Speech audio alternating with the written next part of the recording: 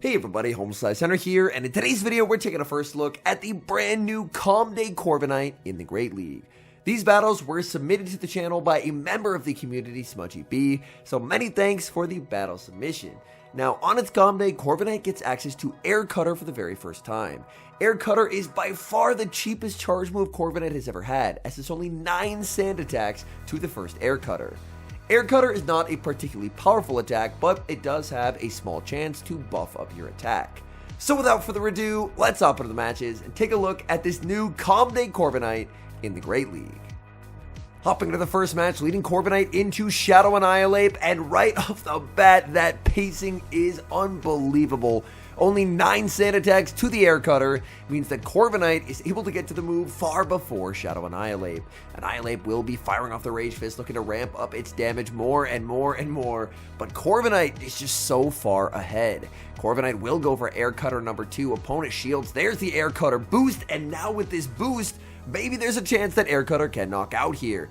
Air Cutter into Annihilate, picks up the knockout, in comes an astonished Dunsparce, and Dunsparce will get the farm down, but not before Corviknight leaves a parting gift of one final Air Cutter. Keep in mind that was a boosted Air Cutter, so Air Cutter is a move that is never going to be inflicting a lot of damage even when super effective. However, the pacing that it provides on Corviknight is unlike anything we have seen before on this Pokemon, as previously it was stuck with Iron Head as its cheapest move. Here, Dunsparce is now going to be greeted with a Stone Edge. Stone Edge will inflict solid damage, but not be enough to knock out. Quagsire withstands the Astonish, makes it to the Aqua Tail, and now that's going to be the end of Dunsparce. It's going to be up to Credilli to close out this game. In the back, it's Carbink, and that's going to be a win. Opponent sees the writing on the wall and concedes the match. We move to game number 2, leading Corviknight into Jellicent. Now this is where having payback on Corviknight will be very, very helpful. Jellicent will strike first, Corviknight with the no shield, Jellicent will opt for a Surf. Surf inflicting quite a bit of damage, and now Corviknight gets the return fire with the payback. Opponent does not respect it, and they pay a heavy price as they are now deep into the red health. Corviknight going to be hit with a Surf. Surf just not going to be enough to knock out there. They did not commit to the Shadow Ball, and now Corviknight will be able to take the Zero Shield matchup by picking up the KO with Air Cutter. In comes Credilli, and this is an aggressive farm down if Credilli's going to try for it. Corviknight will go for the Air Cutter. Again, that just does basically no damage. A Credilli up energy is an awkward Pokemon for this backline to deal with, as obviously Quagsire wants no part of a loaded Credilli, so instead, we're going to have to see the mirror. Opponent does lose charge attack priority, and we can see from Smudgy's stats, he does have a pretty good Credilli, so a bit of a surprise. The opponent must have a very good Credilli, and it's very nice that they lose charge attack priorities. Now this Rock Tomb is going to be debuffed. Again, it's going to be a race to the move, but Smudgy's Credilli going to win charge attack priority, going for the Grass Knot to ensure the knockout. Opponent is going to end up putting up a shield, and this is a little tricky. Do you just save shields for Quagsire? It looks like yes, going to save shields for Quagsire. Opponent is going to be switching. In the back is the Dedenne, and this game is over. Dedenne just has nowhere to run into this backline. Dedenne will be shielding up the Aqua Tail, but there's just not really anything they can do. Whether they go for the Parabolic or the Play Rough, there's just no way out. They decide to full send the Play Rough, hoping for a Hail Mary, but even if the Play Rough landed, it just simply would not KO. Now this is going to set up a nasty farm down for the Quagsire. Quagsire, one more Mud Shot should do the trick. Quagsire knows nothing will KO. That's going to be the Play Rough. There is the Credilli right on cue, and Credilli's getting KO'd. Stone Edge knocks them out. Credilli looked a little bit scary on paper, but this backline is still able to clutch the win. Speaking of scary, that's a very bad lead in the next match, leading Corviknight into Talonflame, safe switch into the Quagsire, and Quagsire going to be immediately under threat from a Brave Bird. Quagsire respects it, opponent is going to full send, that's a big shield, and now out comes Shadow Primeape. Shadow Primeape should be able to survive an Aqua Tail here. Primeape is going to shield the first, but can safely no shield the second. The Quagsire is not in a range where Primeape can knock out with the Rage Fist, so Primeape will probably have to use all of its energy unless it is on close combat. It looks like they are not, so they will go for the Rage Fist. They're forced to throw another move as Quagsire would have made a third Aqua Tail. This does potentially set up a nice Sand Attack farm down. This is a heavily boosted Primate. Can the Sand Attacks KO before Primate makes another move? Sand Attack, not the greatest move ever, and unfortunately the farm down is failed. This will be a +2 Rage Fist. Oh, it's actually the Ice Punch. That's huge damage. Cordilli snipes down, and Cordilli is going to have to try and sweep. Opponent sends in Talonflame. I mean, this is not an answer to Cordilli. This is only going to be a fly. Cordilli will still put up the shield. Is Talonflame going to be staying in here? Yes, they will. Cordilli overfarms quite a bit. Going for the Rock Tomb. Rock Tomb will guaranteed knock out if they decide to let it go. They're going to shield. They stay in, and that's going to cost them. They must have forgot about Cordilli sniping and getting that one acid head start. Cordilli picks up the KO. In the back is Gastrodon. Oh, and the catch of the Body Slam. Say it ain't so, trainer. The Body Slam catch. Oh my goodness. Evil stuff from Smudgy here. He's able to save that Cordilli. Payback is going to land, but the opponent is going to get a farm down. Cordilli needs to win charge attack priority, and unfortunately does not, but this should only be a Body Slam. Body Slam simply will not KO. So the Body Slam catch, it wasn't needed, but I'm always a big fan of flashy plays, and Smudgy always delivers, and that's going to be a win. Picking up a very tough lead in the next match, Corviknight into Steelix. We will see a safe switch into Quagsire. Quagsire answered with a Shadow Giratina. Shadow Giratina can survive a Stone Edge, but it will inflict a lot of damage. Stone Edge is going to be no-shielded, but the Quagsire, it's losing a lot of HP from these Dragon Breaths. Quagsire will opt to no-shield. Dragon Claw is going to land. Quagsire would love to get to the Stone Edge and does get there. Quagsire got deep into the red, but just enough HP to hang on and pressure a shield from the opponent. This could be a really tough Sand Attack farm down for the Corviknight. Corviknight is probably going to have to try for that farm down, but my goodness, the Giratina is probably going to get a lot of value as it's going to fire off Shadow Sneaks. Thankfully, since it's Shadow Sneak and not Ancient Power, there's no chance at a potential attack boost. Corviknight will no shield as this Giratina will make one final Shadow Sneak. Quick switch to Cordilli. Cordilli is able to snipe down. The opponent is going to bring out, oh, that's not what you're hoping to see. It's going to be Dusclops.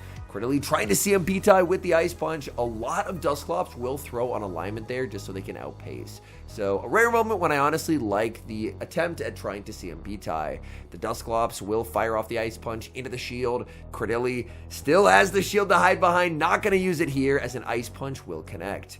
Cordilli going to go for another Rock Tomb. This Rock Tomb will not be enough to knock out. It will be getting the opponent pretty low though. Quick switch into the Corviknight. Corviknight going to snipe now with the Air Cutter.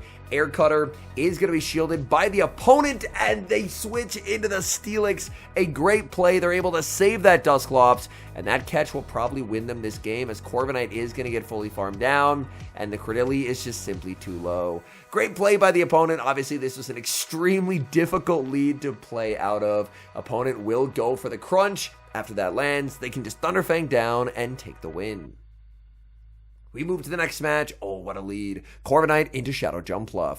Opponent safe switches into Greninja, and Greninja is going to be answered with the Quagsire.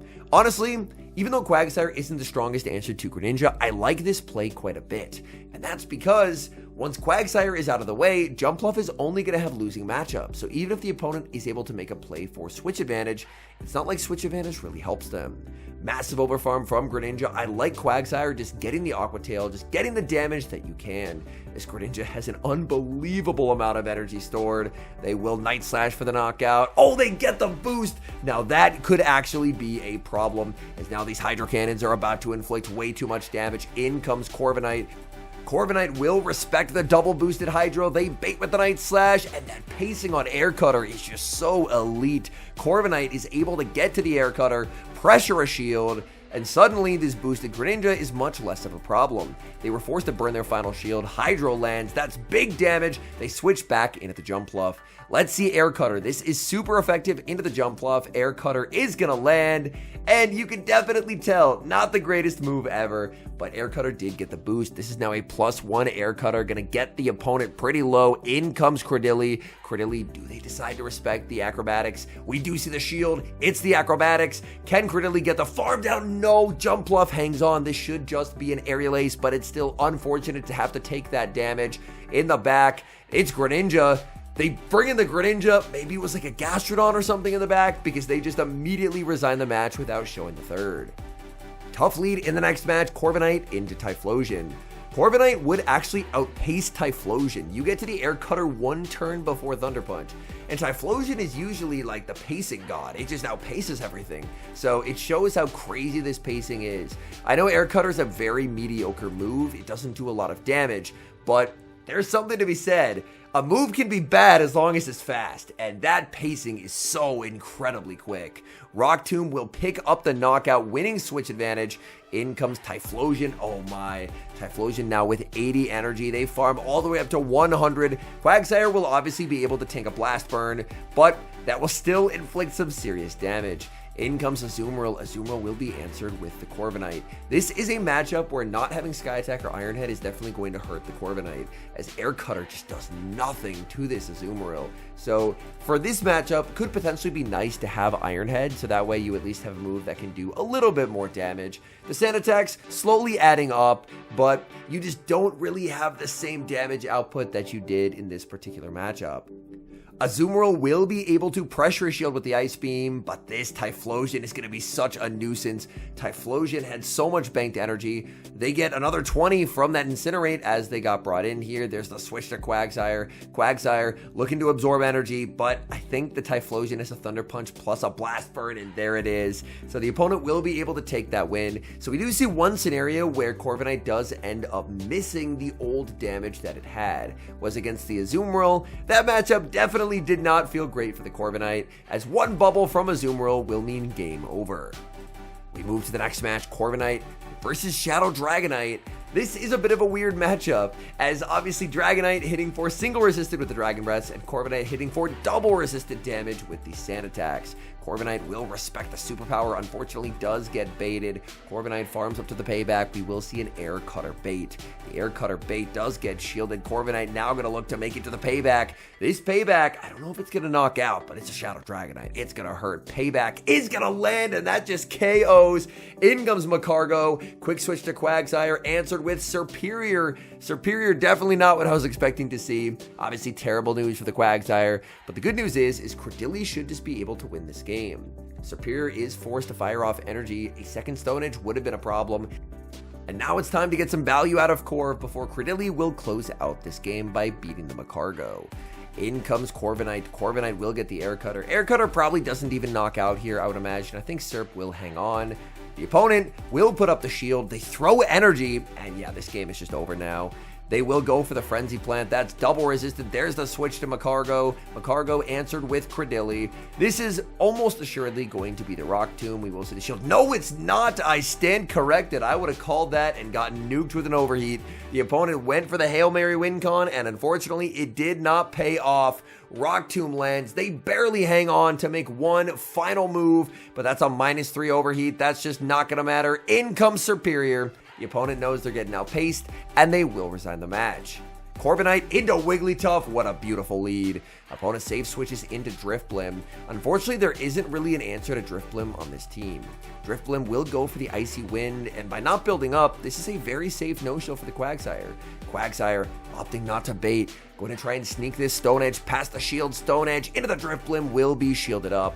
Will Drifblim get the farm down here? Looks like yes. Unfortunately, Quagsire will fall short of the Stone Edge. If the opponent's counting, they know this is just an Aqua Tail, and it looks like they are. The good news is that Wigglytuff has nowhere to run into a Corviknight plus Credilli core, but the bad news is it's going to be pretty difficult to get rid of this Drifblim. Corviknight will put up a shield. Unfortunately, it is going to be an Icy Wind bait. Corviknight does get to the payback. You really have to hope the opponent lets this go. This would be a great way of getting rid of the Drifblim, but they protect the Drifblim, and that is a problem. Corviknight already at half HP. Corviknight will no shield. It is just going to be the Icy Wind. Corviknight, oh no, it does not get to the payback, and unfortunately, I think that's just going to be a loss. The opponent will get to apply a permanent attack debuff with Icy Wind. Credilli gonna try and get to the Rock Tomb, and it just cannot get there. The Corviknight, it looks like from the stats, it's probably like a rank 1 Corviknight, so it's as good of a Corviknight as you can get, but unfortunately, it's just not gonna matter. That Drifblim, the opponent making a great call to protect the Drifblim, and unfortunately, that match will end in defeat. Hopping into the final match, Corviknight into Jumpluff. Corviknight, let's see this matchup. No, they're going to switch out. Save switch into the Drapion. Drapion swiftly answered with the Quagsire. Another scenario where if you're able to get rid of the one Pokemon that their lead has good play into, then you should be in a pretty decent spot even if you lose alignment. Last game was tricky because the Drifblim was still so healthy, but the good news is the Quagsire should be able to land an Aqua Tail. That Aqua Tail will be getting the Drapion deep into the red health, and suddenly that Drapion won't be nearly as problematic this game as the Drifblim was in the previous one. Crunch will connect, picking up the knockout. In comes Corviknight. Corviknight tries for the Sand Attack down. Corviknight failing Sand Attack downs is definitely still a theme, and Corviknight, after tanking the Crunch, will pick up the KO. In comes Lapras, in comes Cradilly, oh my goodness, and Cradilly is just going to run away with this game. Cradilly will put up a shield. Opponent is going to go for the Sparkling Aria bait. In comes Jumpluff. Jumpluff immediately answered with a Rock Tomb. Rock Tomb will connect. That is devastating damage, and Cradilly can just outpace. The Rock Tomb will just knock them out. They cannot survive. There's just no hope at this point of the game. They no shield. They get KO'd. In comes Lapras, and the opponent will resign the match. And now some final thoughts on Corviknight and its new move of Air Cutter. I do think that Air Cutter is a really nice upgrade for Corviknight. Corviknight, one of its biggest issues was that in 2 shield scenarios, for example, it just got outpaced by things. It was very slow to get to moves, so in the 2s, it could oftentimes just get overwhelmed by these really fast-pacing opponents. But now with Air Cutter, Corviknight does have the ability to keep pace. Now, there is obviously a drawback with Air Cutter in that Air Cutter just isn't a very powerful attack. So Air Cutter is never going to hit for a ton of damage, but obviously the small chance at a boost potential. Plus, just there can be some endgame scenarios when you just need to race to get to a charge move to knock out an opponent, and not having to farm all the way up to an Iron Head is a really nice plus. So I think this is a pretty nice adjustment for Corviknight, and I'm expecting Corviknight to at least have some role in this upcoming season. It's currently ranked number 1 on the Great League for PvPoke. I don't know if I agree with Corviknight at rank 1, but I think it should be a pretty solid contender, as one of its big issues that it's had, its pacing, does get addressed with this update. Anyways, thank you guys so much for watching. If you enjoy watching content like this, please do consider leaving a like on the video and subscribe to the channel if you have not. And a special thank you as always to our channel members here on YouTube. The support guys provide is genuinely so appreciated. So thank you guys oh so very much. And until next time, I've been HomeSliceHenry.